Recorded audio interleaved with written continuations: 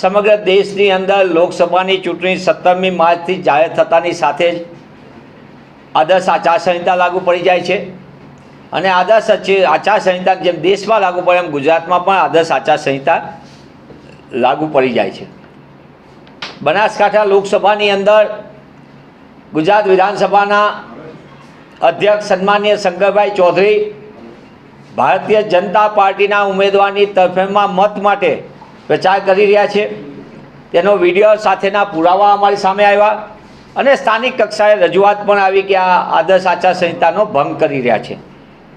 તમામ દસ્તાવેજોની ચકાસણી કરતા અને જે જોગવાઈ ગુજરાત વિધાનસભાની દ્વારા પ્રકાશિત સંસદીય પ્રણાલી અને કાર્યરીતિ ભાગ 1 તેમાં જે પ્રમાણે સ્પષ્ટપણે ઉલ્લેખ છે કે વિધાનસભાના અધ્યક્ષ જે દિવસથી પદ સંભાળે એટલે કે તે પોતે એ પદ સ્વીકાર કરે તે દિવસથી તેઓ રાજકીય પક્ષના સભ્ય પદમાંથી ખતમ થઈ જાય એટલે કે રાજકીય પક્ષથી અલિપ્ત થઈ જવાનું હોય છે અને એ થઈ જતા હોય છે।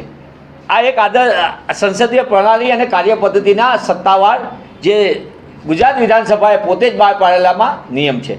સાથોસાથ આ પ્રણાલી પ્રમાણે જ્યારે અધ્યક્ષ પોતે બંધારણીય પદ ઉપર હોય અને બંધારણીય પદ ઉપર કોઈ પણ વ્યક્તિ એ રાજકીય પક્ષના તરફેણમાં કે વિરુદ્ધમાં પણ પ્રચારમાં ભાગ લઈ નથી શકતો એ સ્પષ્ટપણે ભારતીય ચૂંટણી પંચે પણ જણાવેલ છે। તેવા સંજોગોમાં ગુજરાત વિધાનસભાના સન્માનીય અધ્યક્ષ શ્રી શંકરભાઈ ચૌધરીએ આદર્શ આચારસંહિતાનું પણ ઉલ્લંઘન કર્યું છે। તેના વિડીયો સાથેની અમે સંપૂર્ણ રજૂઆત ભારતીય ચૂંટણી પંચ સમક્ષ વિસ્તૃત વિગતવાર સાથે કરી છે અને સાથે સાથે ગુજરાતની અંદર ગુજરાત વિધાનસભાની જે બીજી આવૃત્તિ 2021 સંસદીય પ્રણાલી અને કાર્યરીતિ તેનો જે નિયમનું એમને જે સ્થાપિત પ્રણાલી છે અને એની કાર્યપદ્ધતિ છે તેનું પણ એમને નૈતિકતાના ધોરણે ઉલ્લંઘન કર્યું છે। ત્યારે હું આપના માધ્યમથી અને ભારતીય ચૂંટણી પંચને જે લેખિતમાં અમે વિગત આપી છે તેમાં અમે માગણી કરી છે કે બંધારણીય પદ ઉપર ધરાવતા ગુજરાત વિધાનસભાના અધ્યક્ષ સન્માનીય શંકરભાઈ ચૌધરીએ આદર્શ આચારસંહિતાનું ઉલ્લંઘન કર્યું છે અને સાથોસાથ નૈતિકતાની દૃષ્ટિએ તેમણે સંસદીય પ્રણાલી અને કાર્યરીતિના ભાગ 1માં જે ઉલ્લેખ છે તેનું પણ એમને નૈતિકતાની દૃષ્ટિએ ઉલ્લંઘન કર્યું છે। આ સંજોગોમાં તેમને ચૂંટણી પ્રચારની કામગીરીથી દૂર રહેવા માટે ભારતીય ચૂંટણી પંચ કાર્યવાહી કરે।